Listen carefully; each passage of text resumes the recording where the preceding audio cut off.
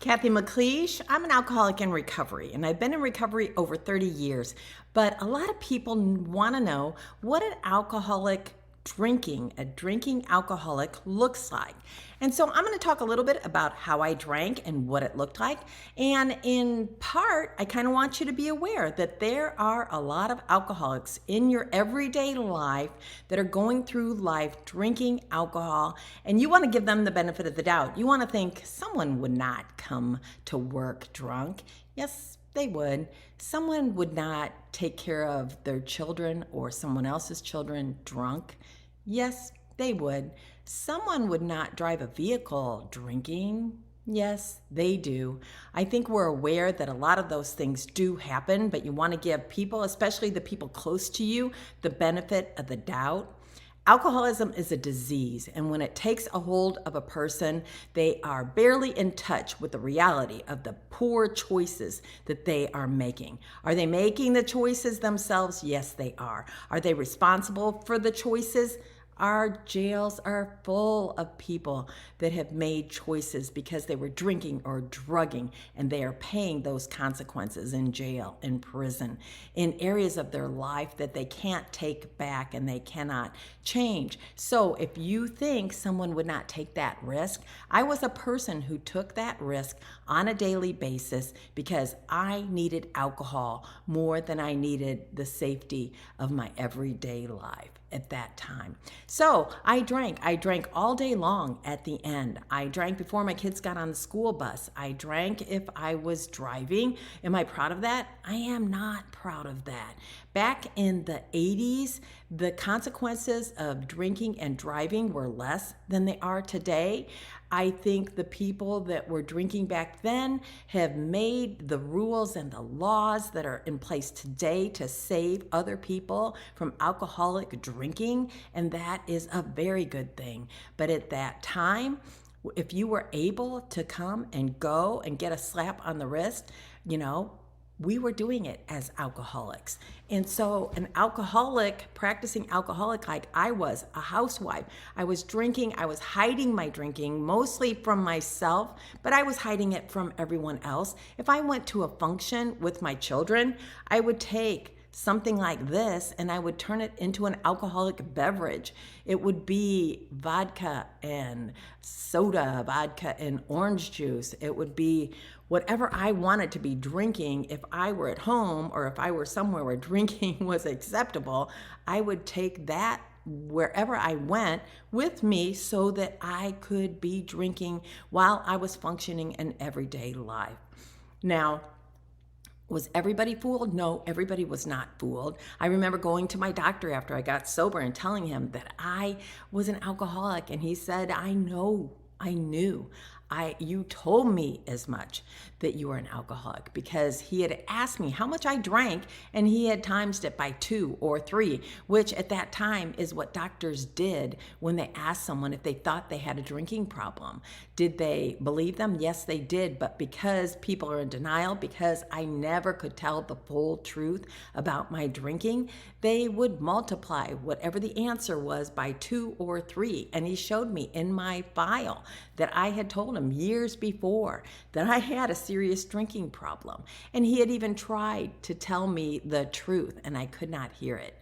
So the way that I drank back in the 80s before I got sober in 1986, I had one vehicle back then. A lot of families only had one vehicle. And so I worked out of my home. My husband went to work. I had a taxi cab deliver alcohol to my home on days where I couldn't get out and get it. And I would pay a taxi driver the fee to go in and get my alcohol and bring it to me in a taxi, tip and everything.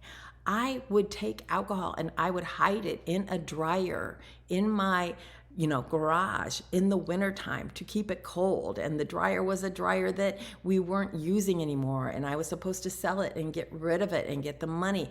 But for the period of time that it was cold, I would keep case and a half.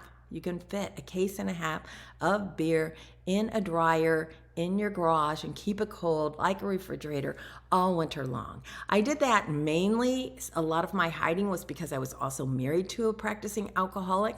And so there was this conflict of each other, taking each other's alcohol. And so hiding my alcohol, even from another drinking alcoholic, became a necessity in my drinking life. So there were so many ways when I got sober, I had hidden my alcohol in so many places. And I need to clarify that because when I got sober, I had to clear out a lot of hiding places in my home. It was a 2-story home with a full basement, and I had over 40 hiding places in that home that I cleared out after I was 6 months sober under the guidance of my mentor at that time. And none of them had alcohol in them. I don't know why. It doesn't make sense, and most of alcoholic drinking and thinking does not make sense to the normal individual, but I had hidden empties everywhere. I don't know why that was. Maybe it was partially just not to get caught, not to have empties in the garbage, not to deal with them, the noise, the smell, all of that. And so I would just stick them in a bag, tie it up, and stuff them somewhere in the home. So the way that I drank made little or no sense to anybody but me, or maybe another practicing alcoholic. In the end, I even tried to make my own Kahlua. Could I ever allow that the time that it needed? Was alcoholic. So you really can't, I really could not have alcohol in my home and not drink it. You know, you would see the people that had like a bar set up and they would have a half gallon of this and a half gallon of that or a gallon of this. Never in my home was there excess alcohol, because if there was alcohol, it was getting drank or it was getting replenished with more alcohol, but there was never an excess of any alcohol in this alcoholic's home.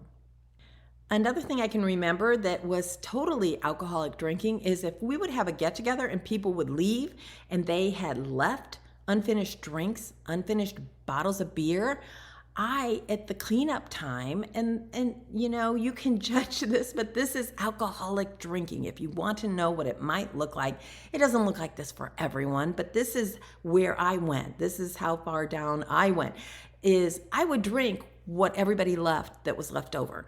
And, you know, there was different times where I would buy better alcohol because I was entertaining or having a party. And then if people didn't drink it all, I was like, this is not going to waste, not in my house. And I might already be drunk at 2 o'clock in the morning after everybody, I would have been after everybody left, but I would still finish those bottles of beer, finish those drinks. And I can remember one time finishing a dark bottle of Michelob and finding out at the end that someone had used it for an ashtray. Those are the kind of things that I remember that tell Cathy, this is how far down you can go. This is how low it gets, how low it goes when you are an alcoholic. And those aren't things that you want to tell everybody, but if you are wondering if somebody will take the risks, if somebody would do this, if you see something and you wonder, did they really drink all of that? The answer, if they're alcoholic, if they're showing signs of alcoholism, the answer is probably yes. And I say that not to out anybody else. Everybody has to make their own decision about when they're going to stop. But there is a safety measure for partners, for children, that if you don't see the truth, if you don't know the truth about that practicing alcoholic, you will not protect yourself. So if you think that somebody that works in a nursing home won't go to work after drinking and take care of your elderly parent, that is not true. The judgment that we have is not about the other people around us. It is about us and our need. And so we make our choices because we are alcoholic and we need that next drink. And we think we need that drink before we go to work. And we think we can't function. And a lot of times it's true. Physically, we cannot function without putting alcohol into our system before we go out that door. So we will go out that door with alcohol in our system, to that car, to that job, to whatever environment we are going to. And if you're questioning that, Trust your instincts, because that is how I drank.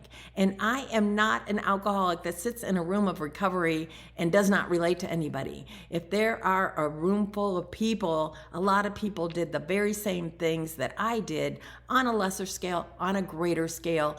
It's just a melting pot of people making alcoholic decisions that cost them and cost the other people in their lives. So there are a lot of different ways that people can drink and react to the amount of alcohol that they put in their system. I was never a person that got sick. Did I get sick some of the time when I drank too much? Yes, but it was rare. And some people drink until they get sick every time. Some people only get sick once in a while. I was never a person, so there again, if you have someone and you feel they're alcoholic and they're never getting sick, and you're saying, oh, they must not be alcoholic because they never actually get sick, and if I drank that much, I would get sick. That is not a comparison that we should make, because everybody handles alcohol differently. And I can put a lot of alcohol into my system, and did at that time, and I did not get sick, where other people would maybe pass out. Other people might get sick, other people might vomit, and a lot of people have just different reactions to the amount of alcohol that they put in their system. So the way that people drink is very different. Trust your instincts, trust what you see, trust what you think you know, and act accordingly. And if you are that alcoholic and any of this relates to you, it does not get better, it only gets worse. So please, subscribe, follow, find the truth about alcoholism in your life and the life of someone you love, and then act on that information so that you can get help, so that you can have some type of a solution working in your life to get on the other side of this disease. Cathy McLeish, Alcoholism Unpacked. Thanks for listening.